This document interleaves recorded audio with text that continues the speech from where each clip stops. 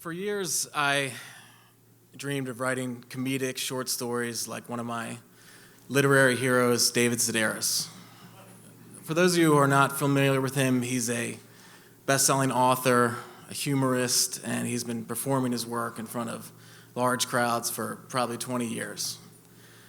Now, at the time I saw him perform in D.C., I was toiling away at a semi-soulless law firm and working weekends, long nights, occasionally coming home at 1 or 2 in the morning, and where I'd spend my evenings in my apartment alone drinking or getting emotional during Home Depot commercials. Or a combination of the two. But what I did love to do at the time was write stories of my own. I remember one, it was a 10-page epic, single-spaced, entitled The Toilet Mafia. The main premise was a drunken friend of mine had thrown a coffee cup into a toilet, and the coffee cup was unscathed, but there was a huge hole in the toilet, and somehow this was 10 pages. So I shopped this around a bit to my brother, some friends, and a few coworkers, and it was not well received. I remember one review came in just a single text that said, I read your story.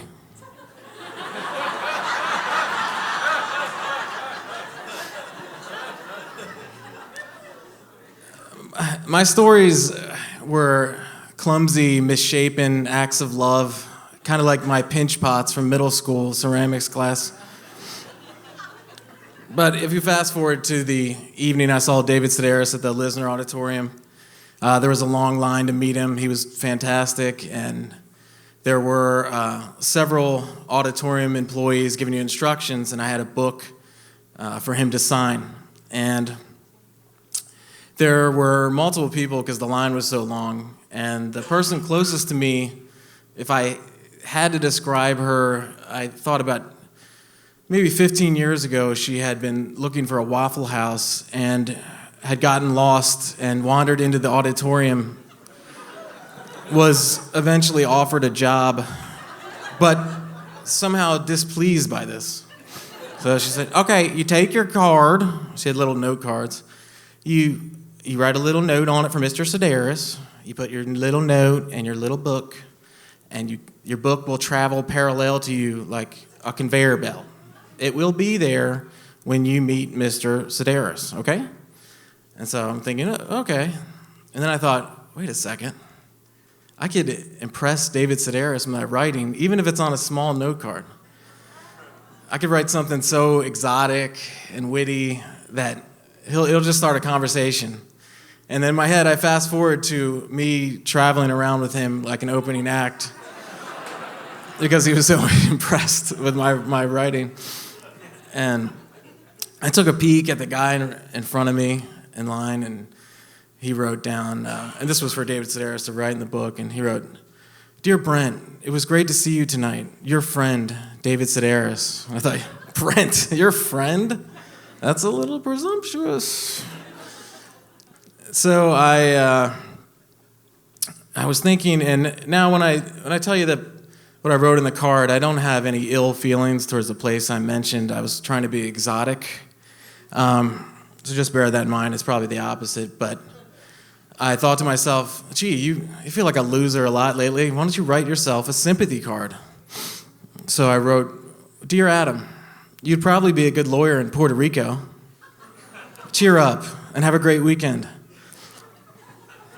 David Sedaris." So I turned it in. It was now on the virtual conveyor belt, and I'm like, that was pretty good for a few minutes. And then as I stood in line, I was like, that doesn't make sense. Who knows what lawyers are like in Puerto Rico? Oh, you had to be so exotic, you idiot. It's okay. I'll get the card back. I'll just get the card back. So I waved the woman over, And I said, ma'am, I need the card back. And she's like, I'm sorry, sir. It's on the conveyor belt. I was like, I wrote something stupid in the card. She's like, don't worry, sir. You're not the only one. Please get back in line. And so I thought, well, I could just run off into the night and give David Sedaris my book, and no one would ever know. But for some reason, I stayed in line, and it was now Brent was in front of him, and Brent actually was his friend. They talked for about 15 minutes while I pondered the nonsense I had written earlier. And yes, so I get up in front of him now, and he greets me with a friendly hello, and then he looks down at the card, and confusion washes over him. He looks up at me and he says, who's Adam? I was like, oh, that's me. Are you moving to Puerto Rico? Yeah, yes, no, I was thinking about it. I stammered. He said, I hate hot places. There's so many bugs. And I was like, yeah, and the huge lizards too, right? So he laughed a little bit at that, and I was like, you're right. I'm not going to move to Puerto Rico.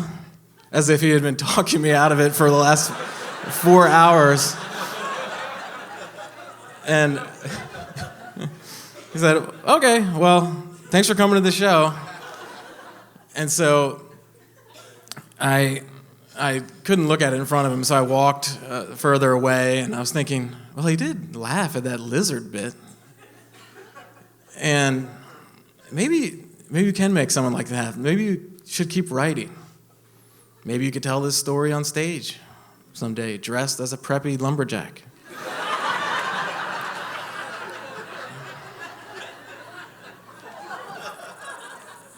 And I was like, no, maybe he wrote his number and didn't want to embarrass anybody. It's going to be okay. So I walked outside and under a light, and I looked down at what he had written, and this is what it was. Dear Adam, good luck in Puerto Rico. David Sedaris.